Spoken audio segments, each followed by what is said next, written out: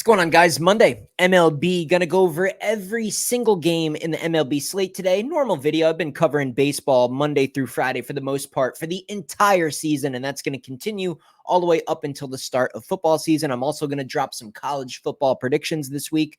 We are inside of 2 weeks. I believe Georgia Tech and Florida State kick off the college football season 1 week from Thursday. Pretty exciting stuff. Updated numbers on the screen.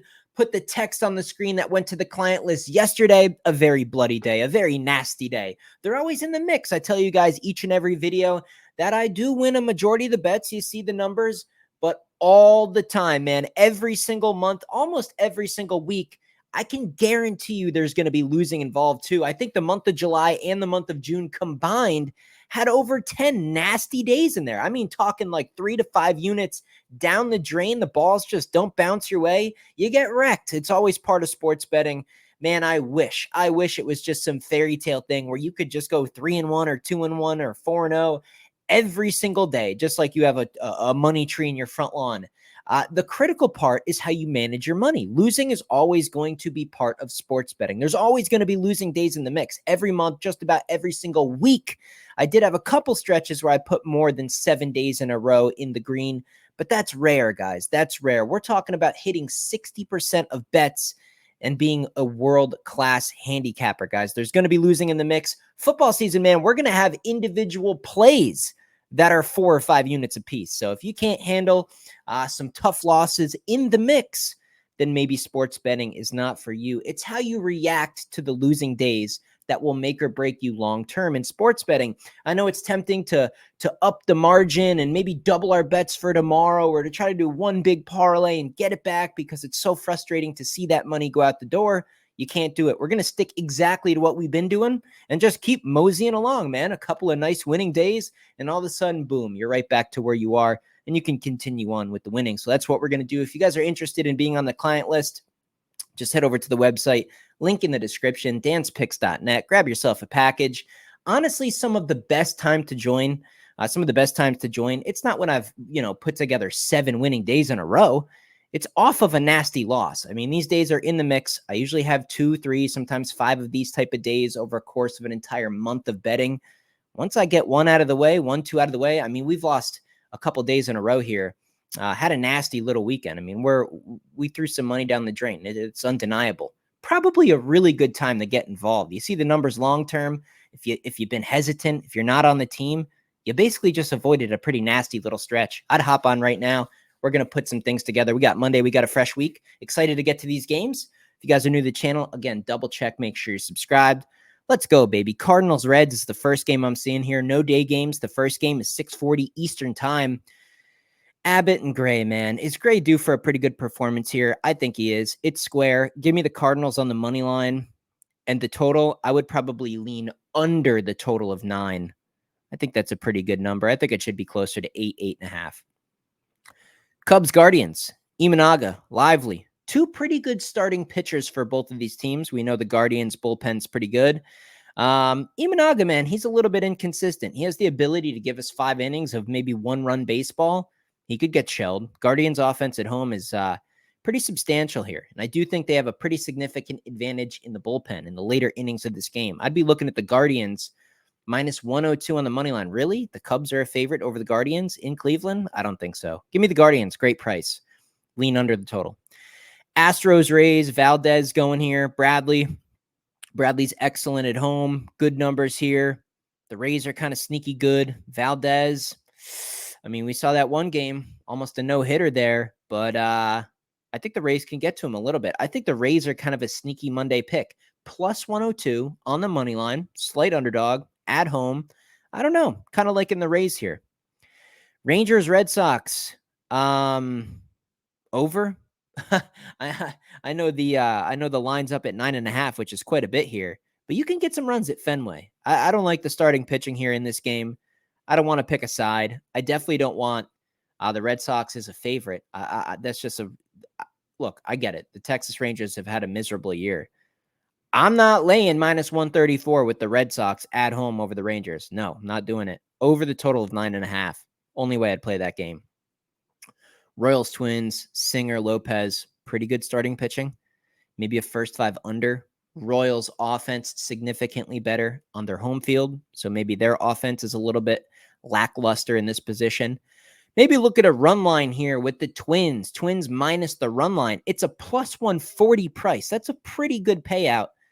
Twins run line, probably worth a shot just based on value in this one. Dodgers, Brewers, Kershaw, Peralta. Oh, man. I hate betting any type of Brewers games where fastball Freddy's involved. I mean, he gets shelled. He still has the ability to pitch 7 shutout innings. What are we going to get from him? Kershaw, big name.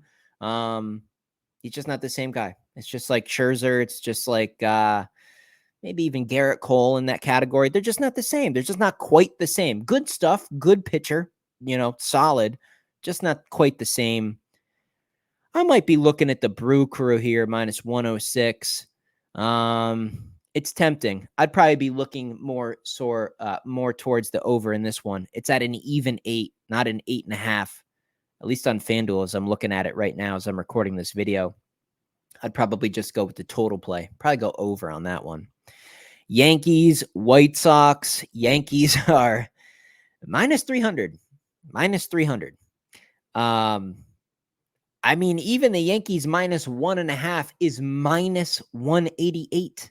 You just pass on the game. I don't think this is a situation where you take a shot on the White Sox.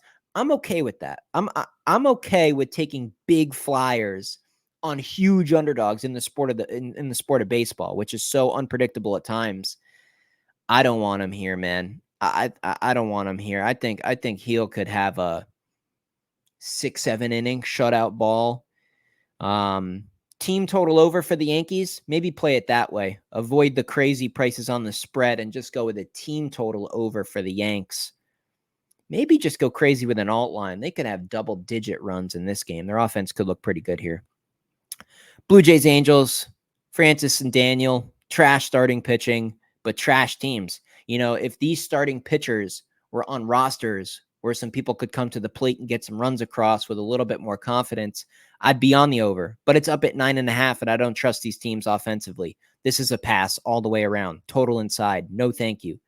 Rockies, Diamondbacks, Quantrill on the mound, P. Fatty on the mound. I like the starting pitching advantage for the Diamondbacks, but I don't like it at a minus 230 price. It's not that far apart. It's far apart. There's an edge there for the Diamondbacks. It's not that far. This is an overpriced game, but at the same time, the Diamondbacks have been hot, and the Rockies are a team where if you're going to take a shot on them, you better do it at home. Their offense really disappears on the road as far as this season goes. Maybe an under 8.5 in this game. Just don't love the pricing, but I do think the Diamondbacks could and should win comfortably.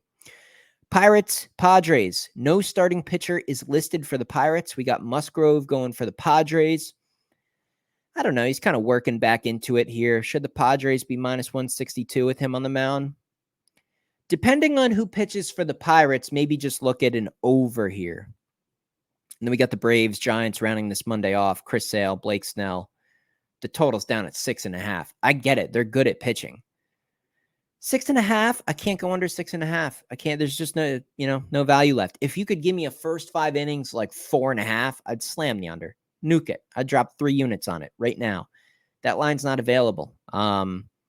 I think the game is accurately priced. I think the way to play this game would be to go with the San Francisco Giants on the money line at plus 100.